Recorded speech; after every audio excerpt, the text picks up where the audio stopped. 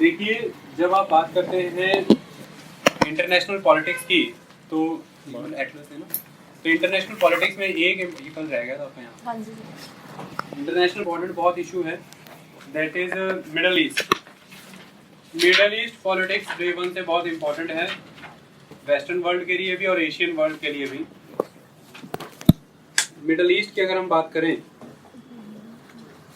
तो middle east में एक कंट्री आती है, ये मेडिटेरेनियन सी दिख रहा है आपको? Yes sir. मेडिटेरेनियन सी का ईस्टर्न रीजन, जिसमें एक कंट्री आ जाएगी इजराइल। अगर इजराइल की बात करें तो वो कहाँ से कहाँ तक है, ध्यान से देखिए। ये इजराइल को सीरिया का बॉर्डर टच हो रहा है। Yes sir. और ये छोटा सा लेबनान है, ये लेबनान के साथ ये रहा इजराइल, ये रहा, दिस इज इजराइल। और ये सिनाई पेनिनसुला है जो इजिप्ट के कंट्रोल में है, और ये इजराइल है। इजराइल के साथ बिल्कुल ये रहा जॉर्डन, ये रहा सीरिया, ये लेबनान और ये इजराइल। डन है जी? Yes sir. इजराइल में दो तीन एस्पेक्ट्स हैं, समझिए। इजराइल का ये जो यहाँ पर इलाका है, ये एरिया, इसको हम कहते हैं गाजा स्ट्रिप, गाजा पट्टी। और इजराइल का ये जो यहाँ पर इलाका है, ये जो जॉर्डन रिवर आपको दिख रही है ना, यस सर। जो डेड सी में जा रही है, जिसके नाम पर इस कंट्री का नाम पड़ा जॉर्डन, यस सर। इसका जो ये एरिया है, इसको हम कहते हैं वेस्ट बैंक का पश्चिमी किनारा, West Bank of the Jordan river, पश्चिमी किनारा ऑफ द जॉर्डन रिवर। ये गाजा पट्टी, ये वेस्ट बैंक, ठीक है, इसको छोड़ दो। इजराइल, इजराइल में एक जगह है जेरूसलम। जेरूसलम की खासियत क्या है, वो इस तरह से है कुछ। आज का जेरूसलम इस तरह से है,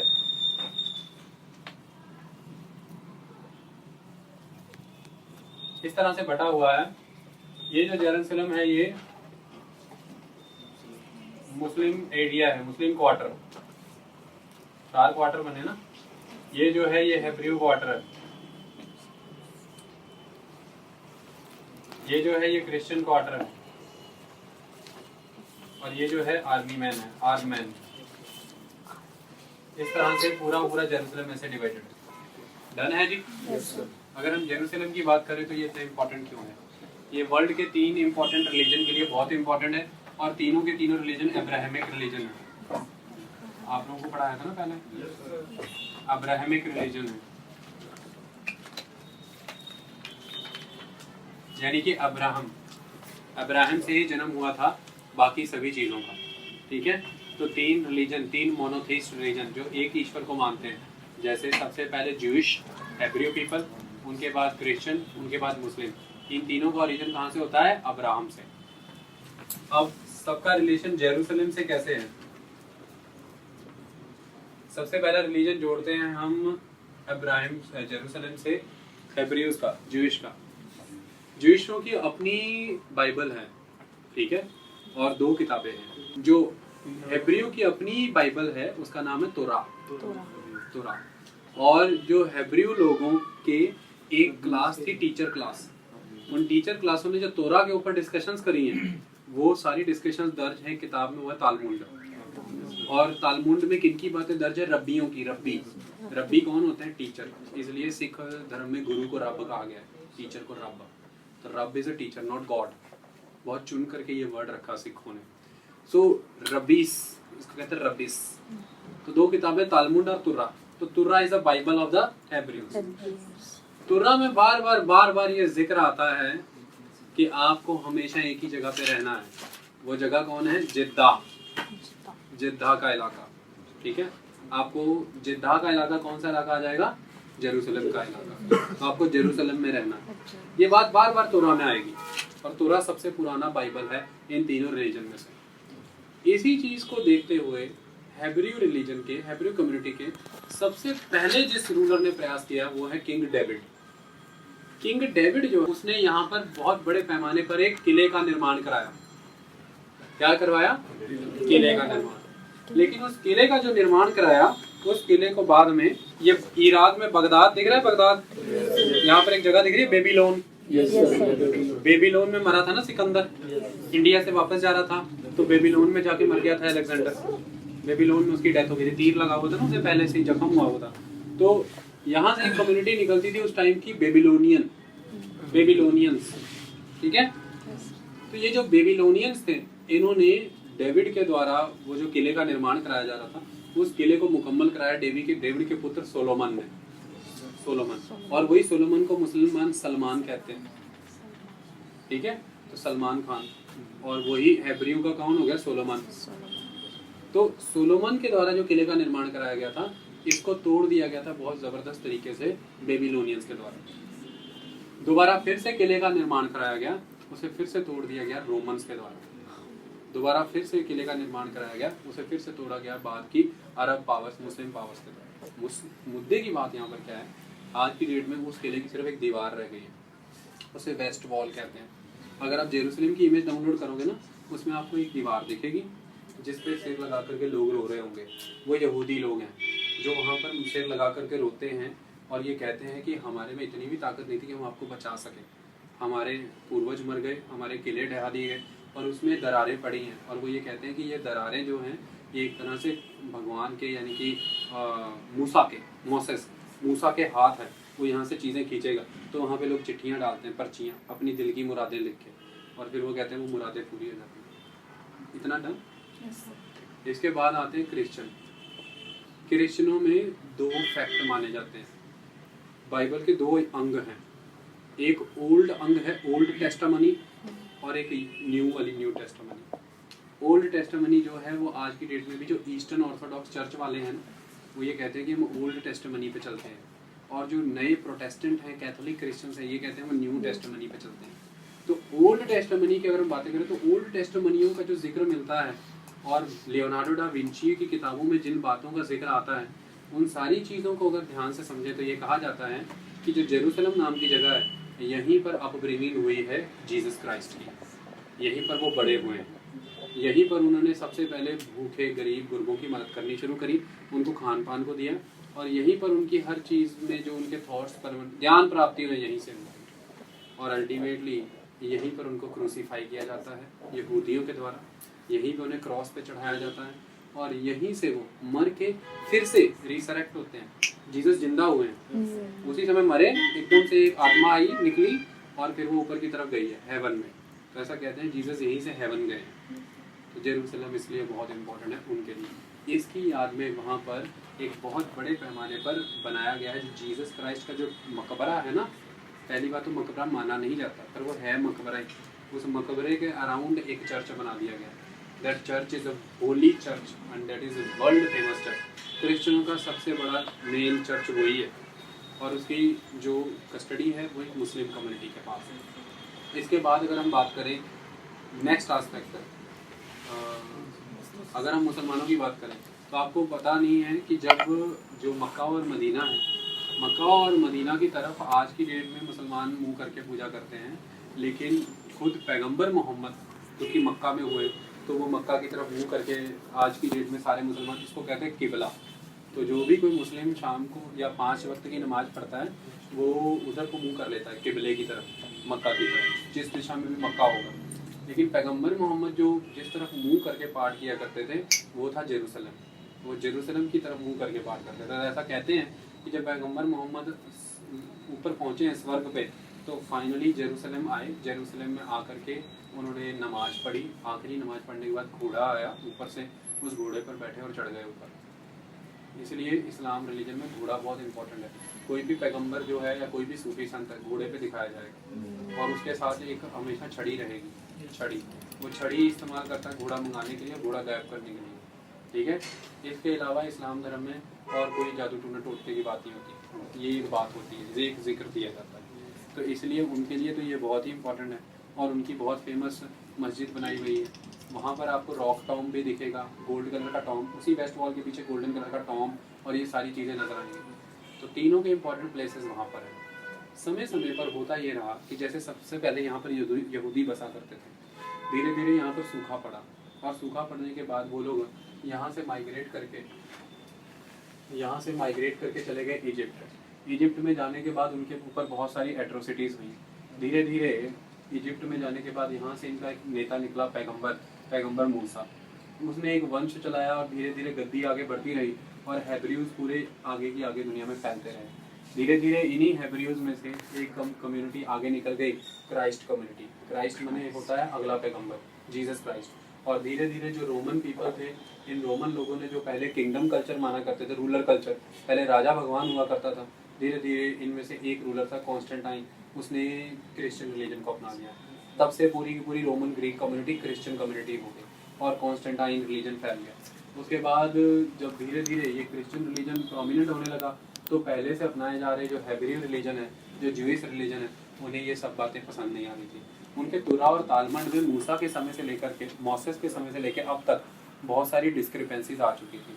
उन सारी डिस्क्रिपेंसीज के अगेंस्ट जब जीसस क्राइस्ट बातें किया करते थे, ये इनको पसंद नहीं आती थी और धीरे धीरे इन्हीं हेब्रियो पीपल ने ही जीसस क्राइस्ट को क्रूसीफाई कर दिया। जब जीसस क्राइस्ट को क्रूसीफाई किया गया तो उसके ठीक 600 साल बाद दोबारा से पैगंबर आते ही रहे, बीच बीच में और पैगंबर आते रहे। तो मूसे से लेकर के मुसलमानों के पैगंबर मोहम्मद तक, पैगंबर मोहम्मद लास्ट पैगंबर, ये लाइन में ही आते रहे। और ये तीनों रिलीजन एक रिलीजन दूसरे रिलीजन का ऑफशूट है, लेकिन इनमें राइवलरी है क्योंकि एक का खत्म होता है तो दूसरा आता है। तो लास्ट में आ जाता है फिर पैगंबर मोहम्मद, और पैगंबर मोहम्मद आने के बाद ये सिस्टम ही ख़त्म कर देते हैं। और जो शिया संप्रदाय है वो ये कहता है कि एक रिडीमर आएगा, एक मेहदी आएगा जो पैगंबर मोहम्मद का अगला होगा और जो आकर के सारी दुनिया को गुर्बत की ज़िंदगी से बाहर निकालेगा। अल्टीमेटली पैगंबर सिस्टम रुक जाता है। फिर इसके बाद सिस्टम शुरू हो जाता है खलीफा का। तो खिलाफत शुरू होती है और खलीफा जो होते हैं वो आगे गद्दियाँ संभालते हैं। प्रॉफिट नहीं आया कोई भी, उसके बाद खलीफे आए हैं उसके बाद। तो मुद्दे की बात ये है, इन सारे प्रोसेसेस के दौरान ये जो जेरूसलम है ये बार बार बसती रही है और उजड़ती रही है बहुत बड़े पैमाने पर। फाइनल एस्पेक्ट ये है कि जब पैगंबर मोहम्मद का रूल हुआ यहाँ पर, तो अल्टीमेट एस्पेक्ट इसकी अरेबियन किंगडम की सत्ता हो गई और अरेबियन किंगडम की सत्ता होने के बाद इजराइल को कब्जा लिया गया था मुसलमानों के द्वारा। इजराइल मुसलमानों के कंट्रोल में रहा, सिस्टम चलता रहा, खलीफे बदलते रहे। अंत में ओटोमन खलीफा का रूल था और ओटोमन खलीफा तुर्की के रहने वाले थे। ये जो तुर्की है, तुर्की के ओटोमन खलीफा इस सारे के सारे एरिया को रेगुलेट करते थे। इतने में वर्ल्ड वार 1 हुई 1914 में, और वर्ल्ड वार 1 के दौरान ये जो तुर्की है इसने सर्कल क्रिएट कर लिया किसके अगेंस्ट, ब्रिटेन के अगेंस्ट। तुर्की और ब्रिटेन आमने सामने थे वर्ल्ड वार 1 में। जब वर्ल्ड वार 1 में इनकी हार हो जाती है तो पूरा का पूरा एरिया ब्रिटेन के कब्जे में आ जाता है। और जब ब्रिटेन के कब्जे में ये एरिया आता है, ट्रीटी ऑफ बालफोर्ड होती है। बालफोर्ड की संधि के तहत ये सारा का सारा एरिया जो है ये ब्रिटेन ले लेता है। और उसके बाद ब्रिटेन के द्वारा किया हुआ वादा, वो वादा ये था कि यहूदियों को उनके घर पे वापस भेजा जाएगा, उनका होमलैंड दिया जाएगा। तो फिर जो पूरे वर्ल्ड में फैल चुके यहूदी, जिनका बहुत बड़ा प्रपोर्शन अमेरिका में है, उनको बुला करके उनका होमलैंड वापस करने का प्रयास किया जाता है और उनको वहाँ पे सेटल किया जाता है। जब उनको सेटल करने का प्रयास होता है तो होता क्या है यहाँ पर कि ये जो यहूदी हैं यहाँ पर अब पूरे एरिया में कौन रह रहे हैं, अरब मुस्लिम। आप उधर से इजरायलियों को ला रहे हो, सेंटर में पहले आपने उनको बसाया, धीरे धीरे अरब मुसलमानों को साइड करते चले जा रहे हैं, साइड करते करते करते करते करते गए। और इन अरब मुसलमानों का जब यहाँ पर रूल हुआ था, इन्होंने इजराइल की धरती का नाम बदल के फिलिस्तीन कर दिया था और इसका नाम ही पैलेस्टाइन हो गया था। तो धीरे धीरे और इजराइलियों ने बोला कि हम अब ओरिजिनल इजरायली वापस आ गए। इन्होंने फिलिस्तीनियों को साइड करना शुरू किया, पैलेस्टाइन को, और वो फिलिस्तीनी एक दिन वेस्ट बैंक और गाजा स्ट्रिप और वेस्ट बैंक में पहुंच गए। और आज की डेट में जो पैलेस्टाइन जाना जाता है वो 2 लैंड मास से जाना जाता है, एक इधर का गाजा स्ट्रिप और इधर का वेस्ट बैंक। इन दोनों को मिला के बनता है छोटा सा पैलेस्टाइन। इस पैलेस्टाइन को भी मान्यता प्राप्त नहीं थी, हालांकि उनका अपना राष्ट्रपति है, सब कुछ है, उनका सारा सिस्टम उनका चल रहा है। तो अल्टीमेट एस्पेक्ट यहाँ पर ये आता है कि उसके बाद जब ये सारा कुछ हो गया, इजराइल बन गया, तो इजराइल के साथ अरब वॉर शुरू हुई। सबसे पहले 6 डे वॉर होती है। उस 6 डे वॉर के दौरान क्या होता है, अब ध्यान से समझो। इजराइल जब ये बना तो इजराइल की कैपिटल बनी तेल अवीव, लेकिन इजराइल को चाहिए था जेरूसलम। हर हाल में जेरूसलम मिलना ही चाहिए। क्रिश्चियन कहते थे जेरूसलम हमें चाहिए, लेकिन क्रिश्चियनों के साथ यहूदियों की लड़ाई नहीं हुई। क्यों? ब्रिटेन के कहने पर ही तो यहूदियों को वहाँ बसाया गया। तीसरा, मुसलमान कहते थे कि हम जेरूसलम किसी कीमत पे नहीं छोड़ेंगे, पैगंबर मोहम्मद यहीं से तो स्वर्ग गए हैं, तो फिर जहाँ से वो स्वर्ग गए तो स्वर्ग का द्वार तो वहीं से खुलेगा, हम तुम्हें स्वर्ग कैसे दे दें। तो जेरूसलम को लेकर के लड़ाई रही। जेरूसलम के 2 हिस्से हैं, वेस्ट एंड ईस्ट जेरूसलम और ओल्ड जेरूसलम। तो वेस्ट जेरूसलम का तो इजराइल का कब्जा था, लेकिन हैरानी की बात यह है कि ईस्ट जेरूसलम जो जॉर्डन के कंट्रोल में हुआ करता था, 6 डे वार के दौरान इजराइल ने ईस्ट जेरूसलम भी ले लिया और पूरा का पूरा जेरूसलम उनके कंट्रोल में आ गया। अब मुद्दे की बात यह है कि ईस्ट जेरूसलम को लेकर के वर्ल्ड लेवल पर पूरा का पूरा कॉन्फ्लिक्ट है और ये कहा जाता है कि ईस्ट जेरूसलम पैलेस्तीन को दिया जाए। उस पर उसका राइट बनता है। ओल्ड सिटी किसी की भी नहीं है अभी, ओल्ड जेरूसलम किसी का भी नहीं है। ओल्ड जेरूसलम में फोर्सेस बैठी हुई है और ओल्ड जेरूसलम में ये सब है जो मैं आपको बता रहा हूँ ना, तीनों रिलीजन का सारा मेन तबका, सारा तबका ये ओल्ड जेरूसलम में सेटल है। तो अब कंसेप्ट यहाँ पर क्या आ जाता है, जब कोई भी कम्युनिटी पूरे वर्ल्ड लेवल पर ये मानने को तैयार नहीं कि इजराइल पूरा का पूरा है इनका, जेरूसलम पूरा का पूरा इजराइल का है, ऐसे में अमेरिका ने एक स्टेप डेलिबरेटली उठाया है। होता क्या है, किसी तरह से भी पैलेस्टीनियों को प्रॉब्लम नहीं है वेस्ट जेरूसलम को लेकर के। वो ये कहते हैं कि वेस्ट जेरूसलम आप रखिए, ईस्ट जेरूसलम उनका है और वो कहते हैं हमें वापस कीजिए, और ओल्ड सिटी में जिसका कंट्रोल होना चाहिए उस एरिया पे उसको कंट्रोल दीजिए। लेकिन ओल्ड सिटी पर पूरी तरह से कंट्रोल करना चाहता है अपना इजराइल, ये पॉसिबल नहीं है। तो अल्टीमेट एस्पेक्ट यहाँ पर ये आता है कि डोनाल्ड ट्रंप के द्वारा ये जो स्टेप उठाया गया, इसका पर्पज़ ये था कि पिछले 2 महीने के अंदर लगातार डोनाल्ड ट्रंप के द्वारा लगभग 7 बिल लाए गए हैं कांग्रेस में, जिनमें से 5 बिल फेल हो गए। मतलब डोनाल्ड ट्रंप का रुतबा कम हो चुका है अमेरिका में, और बहुत बड़े पैमाने पर अमेरिका में पॉपुलेशन रिजाइड करती है यहूदियों की, ज्यूइश की। तो लोकल होल्ड बढ़ाने के लिए डोनाल्ड ट्रंप ने पिछले महीने से कुछ चीज़ें शुरू करी, जिनमें से सबसे पहली स्टेटमेंट उनकी ये आ जाती है कि H1B वीज़ा में जो इमिग्रेंट्स की वाइफ्स को मैं वर्किंग परमिशन देता था वो अब नहीं मिला करेंगे। इसके तहत उन्होंने लोकल पॉपुलेशन को साथ जोड़ना चाहा। दूसरा, उन्होंने आनन फानन में ये डिसीजन लिया कि आज की डेट में जो अमेरिका है वो अपनी ये जो इजराइल है इसका ये जो बिल्कुल मेडिटेरेनियन को टच करता है, यहाँ पे एक जगह है तेल अवीव, ये बहुत बड़ी एक जगह है जहाँ से ऑयल निकलता है। तेल Aviv is known for the oil production, तेल अवीव माइनिंग बहुत फेमस है। यहाँ से ठीक अंदर जाते हैं तो ये रहा जेरूसलम।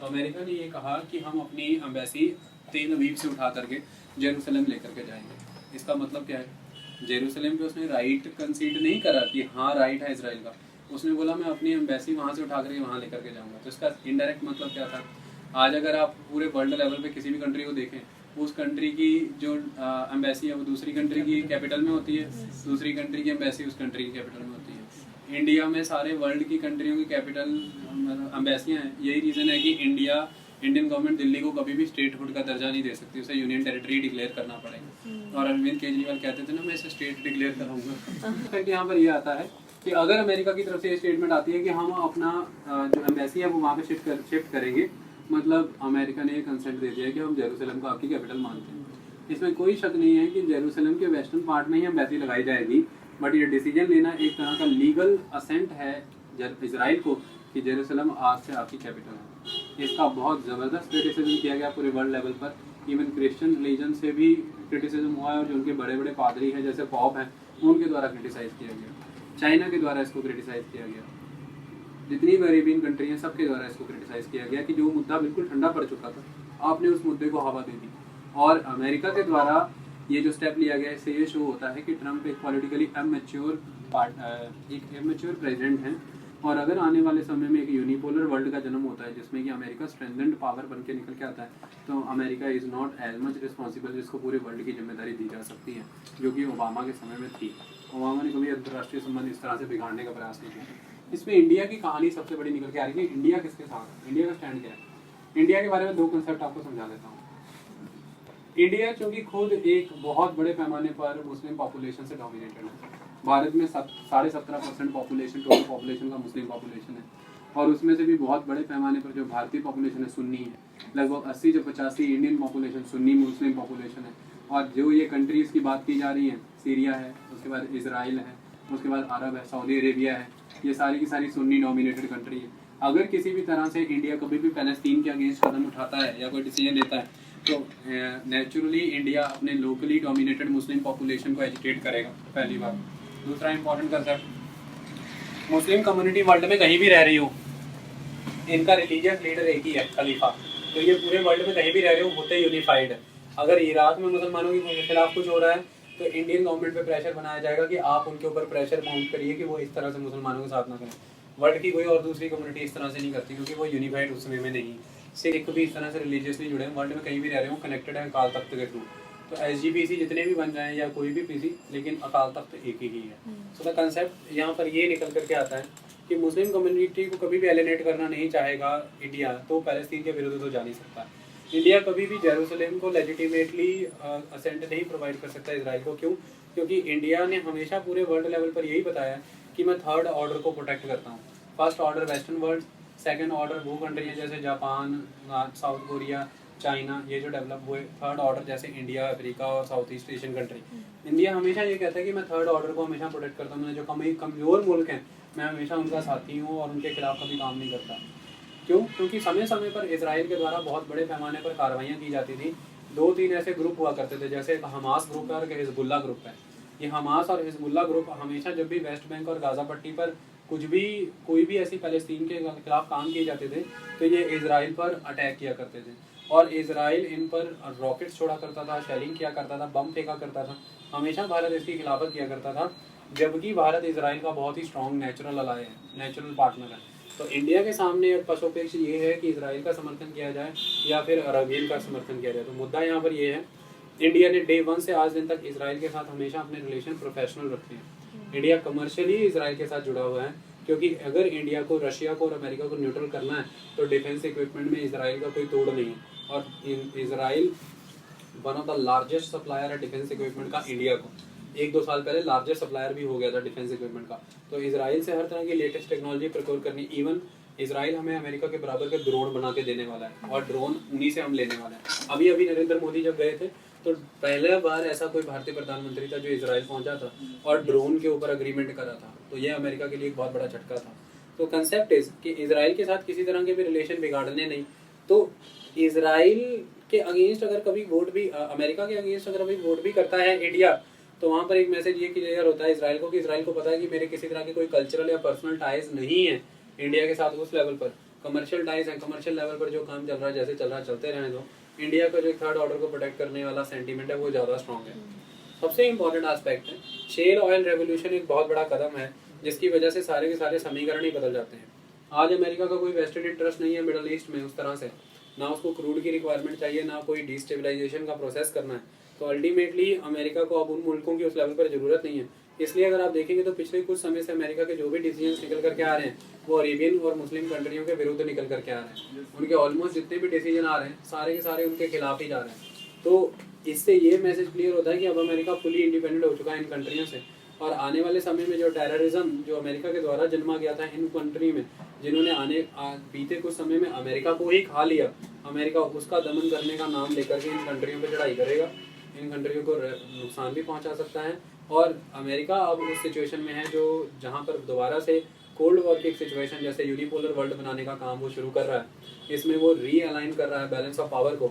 अमेरिका ने अचानक से चाइना की तरफ इंपॉर्टेंस कम करके इंडिया की तरफ इंपॉर्टेंस बढ़ा दी है और ये भी एक बहुत बड़ा सरप्राइजिंग तरीका है। इंडिया को इसी का एडवांटेज मिला है कि इंडिया ने भी चाइना के अगेंस्ट, इंडिया ने भी अमेरिका के अगेंस्ट वोट करा है। 128 वोटर जिन्होंने वोट करा उनमें से इंडिया भी है। ये वोट कहाँ पर हुआ है?